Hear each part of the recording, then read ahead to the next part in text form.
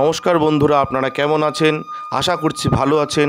আমাদের চ্যানেলে যদি আপনি প্রথম বা নতুন হয়ে থাকেন তাহলে অবশ্যই চ্যানেলটি সাবস্ক্রাইব করে দিন এবং ভিডিও ভালো লাগলে অবশ্যই লাইক, কমেন্ট এবং শেয়ার করবেন। আজকে আপনাদের সাথে যেই ব্যাপারে আলোচনা করব তা হলো যারা মকর রাশির জাতক জাতিকা রয়েছেন, আপনাদের কেমন কাটতে চলেছে এই সপ্তাহ, অর্থাৎ 22শে জুলাই থেকে 28শে জুলাই পর্যন্ত আপনাদের কেমন কাটবে সেই ব্যাপারে বলবো। আসুন জেনে নিন। আপনি এটাও খুব ভালো করেই জানেন যে আপনি যত বেশি লুকিয়ে থাকবেন আপনি তত বেশি মানসিকভাবে সংবেদনশীল। অতএব আপনাকে এই ধরনের পরিস্থিতি এড়াতে সর্বাধিক পরামর্শ দেওয়া হচ্ছে, অন্যথায় এটি আপনার ক্ষতির কারণ হতে পারে।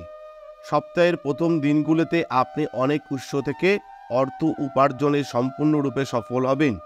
এই সময়ে আপনি প্রয়োজনে আপনার আত্মীয়দের কিছু ধরনের আর্থিক সহায়তাও দিতে পারেন, কিন্তু যারা সময় মতো টাকা ফেরত দেন না তাদের ঋণে টাকা দেওয়া থেকে বিরত থাকুন, নইলে এবারও আপনার টাকা আটকে যেতে পারে। এই সপ্তাহে আপনার পরিবারে একটি উৎসবমুখর পরিবেশ থাকবে এবং সমস্ত সদস্যদের খুশি দেখাবে, কারণ বৃহস্পতি আপনার চন্দ্র রাশির পঞ্চম ঘরে উপস্থিত থাকবে। পরিবারের মানুষের সুখ দেখে আপনার মুখে হাসি ফুটবে এবং আপনি পারিবারিক সুখ অর্জনে সফল হবেন। যারা মকর রাশির জাতক জাতিকা রয়েছেন, এই সপ্তাহে রাহুদেব আপনার তৃতীয় ঘরে থাকার কারণে আপনি অফিসে একটি প্রকল্প পেতে পারেন যা আপনি আগে থেকে চেয়েছিলেন। অতএব এখন যেহেতু আপনি দায়িত্ব পেয়েছেন, এই সময়ে আপনার মন খুশি দেখাবে, যার দীপ্তি আপনার মুখের সৌন্দর্যকে বাড়িয়ে তুলবে। এই অবস্থায় এই ভালো সময়টি বেঁচে থাকার সময়, সঠিক সুবিধা নেওয়ার জন্য আপনার প্রচেষ্টা চালিয়ে যান।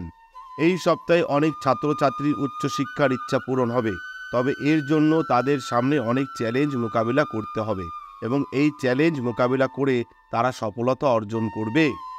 যাই হোক, এই সময়ের মধ্যে শিক্ষার্থীরা প্রতিটি চ্যালেঞ্জকে দৃঢ়তার সাথে লড়াই করতে এবং তা কাটিয়ে উঠতে সফল হবেন। যারা মকর রাশির জাতক জাতিকা রয়েছেন, আপনাদের বললাম যে এই সপ্তাহটা আপনাদের কেমন কাটতে চলেছে, একটা সার্বিক ফলাফল বললাম যারা মকর রাশির জাতক জাতিকা।